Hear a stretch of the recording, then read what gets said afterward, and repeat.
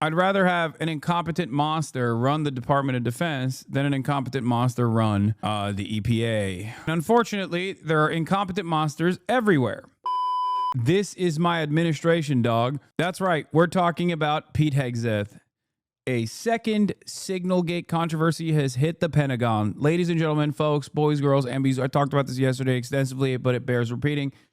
We are back. We are back. We're so back. Secretary of Defense Pete Hegseth responding. The embattled Defense Secretary. Fellas, can a drunk also be a wife guy? Is the question I want you all to take home with you today, okay? I didn't realize that being a wife guy was illegal, okay? Who cares? Who cares if you, as the Secretary of Defense, are sending attack plans to your wife with no security clearance whatsoever? Who cares? Just spoke, seeming to attack some of his closest former advisors and the media after we learned overnight that he shared detailed military plans in a second signal chat. This one included his wife and his brother. Let's get right to CNN's Natasha Bertrand in Washington for the latest on all these very new, very significant developments. Good morning, John. Yes, we confirmed last night that Secretary Hegseth did have a second signal chat that included his brother, his wife, and his lawyer, in which he disclosed sensitive details about U.S. military operations against the Houthis in Yemen. This was around the same time as that first signal chat that was disclosed last month when the editor of The Atlantic was accidentally included in a signal chat that Hegseth had with other cabinet officials. This, of course, is different. It was on his personal phone, and we are told that this was a group chat that was set up as part of his confirmation process so he could kind of strategize with his closest allies. Dude, strategizing with your wife about which targets that comprise of civilians, of course, to hit with your fleet is crazy. Now, I know that there are eager chatters in here that want to say, well, his wife is a Fox News producer. Well, I'll have you know who else is a Fox News producer? Pete Hegseth. That's right. Before he was the Secretary of Defense, he was also a Fox News producer. So maybe his wife can also get the same level of qualification. So remember that.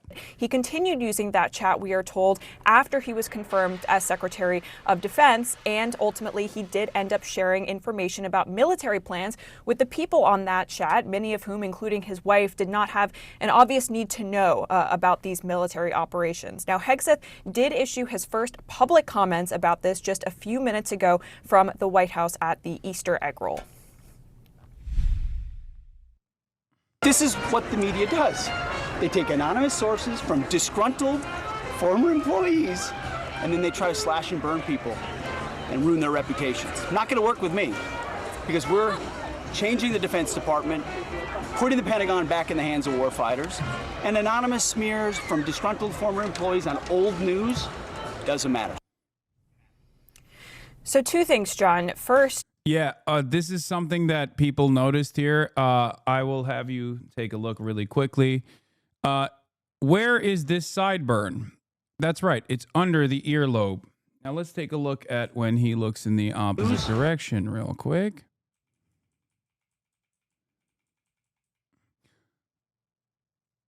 To be fair, I think it's just white hair. Like, I don't think he shaved it up to this point. I think at first I thought that was the case as well, but I'm realizing that I think it's just because he has white hair on his beard, so you can't really see it. Yeah, you see, you can kind of tell from this angle that it's just gray hairs, so it looks like there's no hair there. So two things, John. First, neither Parnell, his spokesperson, Sean Parnell, his spokesperson, nor Hegseth there are actually denying the substance of the story, that he did have this signal group chat that included his wife, his brother, and his lawyer. They are instead blaming it on disgruntled former employees, which is the second point here.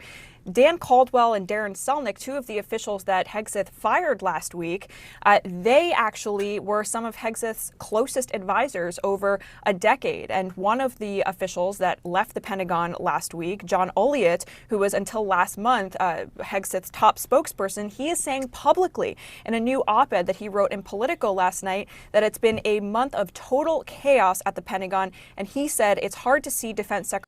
I don't know if they are actually interested in dumping Pete Hegseth, by the way. Like, I know that there is reporting from NPR and whatnot, but it kind of feels like there is an internal battle that's taking place right now within the Trump administration between different groups that have different interests in the region, specifically in the Middle East, where I think, especially as it pertains to Iran, I feel like there is a little bit of a conflict there.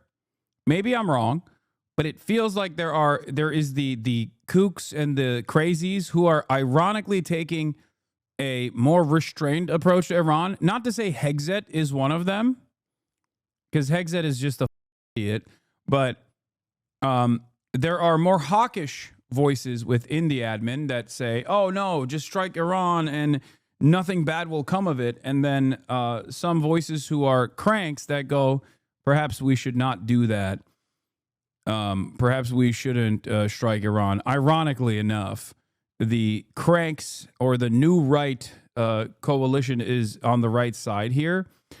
Drop site is also reported on Hegseth being dumped potentially. That happened last term too. The infighting between different levels of crazy. Yeah. I don't know if Mike Waltz is on the other side of this. You can see some conservative commentators coming after him. Yeah. They commissioned Brace for this tweet. Jesus Christ, dude. I saw this. Pete's PO. This is actually a banger. This is actually low-key a banger. I will admit that. Like, I can't believe the Democrats got a W finally. Holy Pete Hegseth, your agenda is illegals, trans, DEI, all of which are no longer allowed at DOD. Pete's POV. God damn, that is so good. That is oof. They put alt text for accessibility. A screenshot of a blurry iPhone home screen. Dark woke. This is dark woke. This is dark woke, dude. Fact post. Trump's White House has reportedly started looking to replace Pete Hegseth with a second signal after a second signal group surfaced. Start the clock.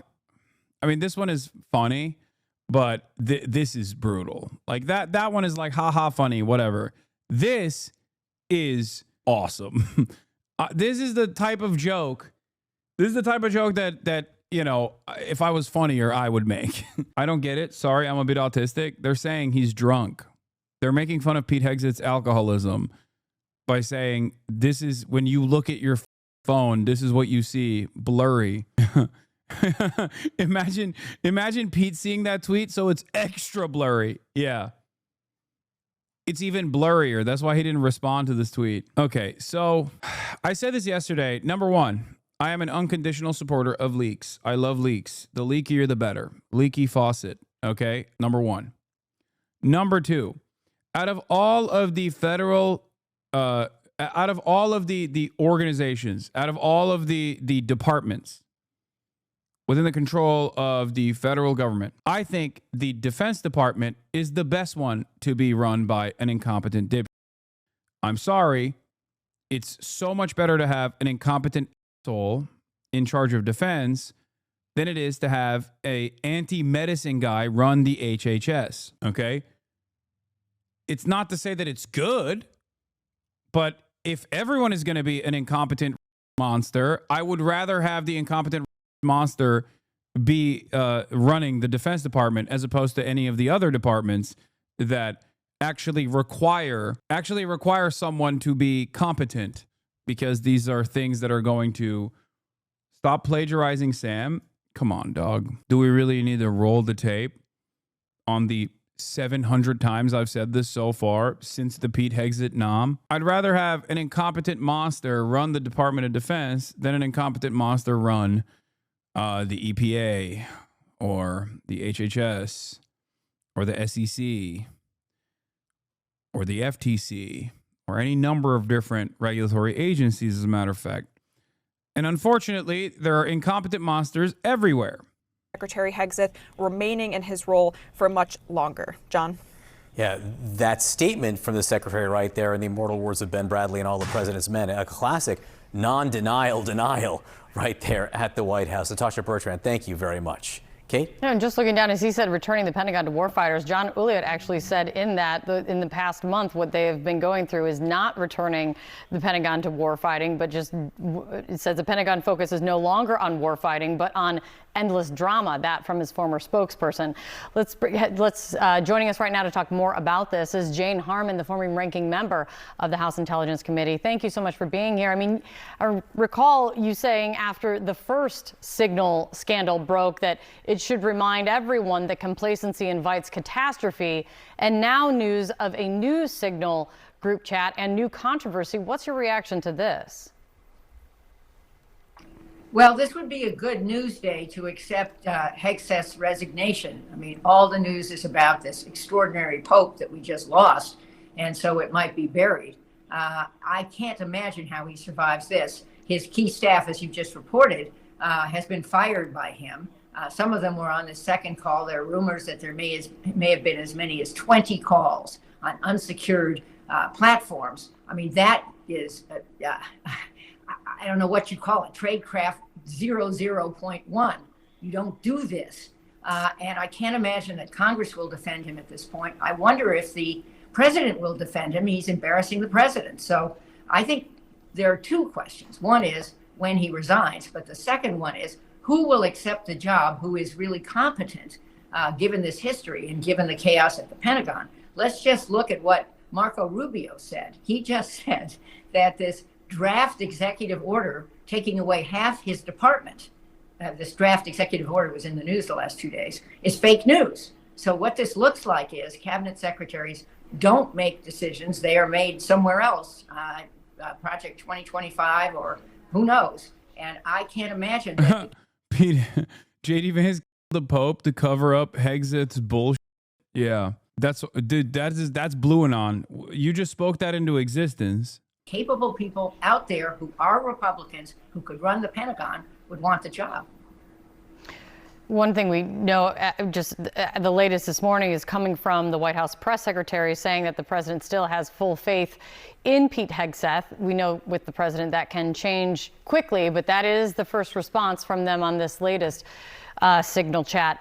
On top of this, you have a top advisor until basically days ago of Pete Hegseth, a former Pentagon press secretary for Hegseth, calling this whole thing a month of chaos. This is this op-ed that Natasha Bertrand was just referencing, and two parts I want to pull out.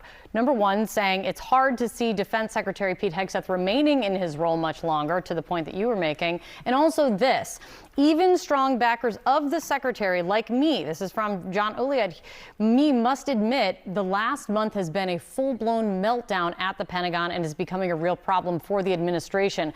And just from your perspective, what does it do when a secretary's longtime advisor, his deputy chief of staff, the chief of staff to the deputy secretary of defense, they all get pushed out of the Pentagon in the midst of all of this?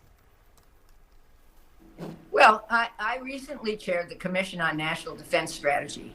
We said unanimously, 4 Democrats, 4 Republicans, that this is the most dangerous time in terms of national security since 1945. If I were any one of America's enemies looking at our country, I would think, this is my opportunity to do any number of things. Think massive cyber attack in the U.S. I worry a lot that we could have a cyber 9/11 any day. U.S. Department of Education to begin federal student loan collections, other action to help borrowers get back into repayment. I hate that I was right about this, where I said that they would only abolish the Department of Education and turn it into a collections agency. The only part of the Department of Education that they would never actually touch is the collection side. The U.S. Department of Education today announces Office of Federal Student Aid will resume collections of its defaulted federal student loan portfolio on Monday, May 5th. The department has not collected on defaulted loans since March 2020.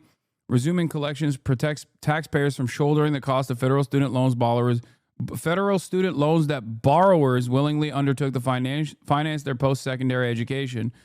This initiative will be paired with a comprehensive communications and outreach campaign to ensure borrowers understand how to return to repayment or get out of default. Dude, you know what'll actually help the cost of living crisis? Extra debt that the poorest Americans have to pay.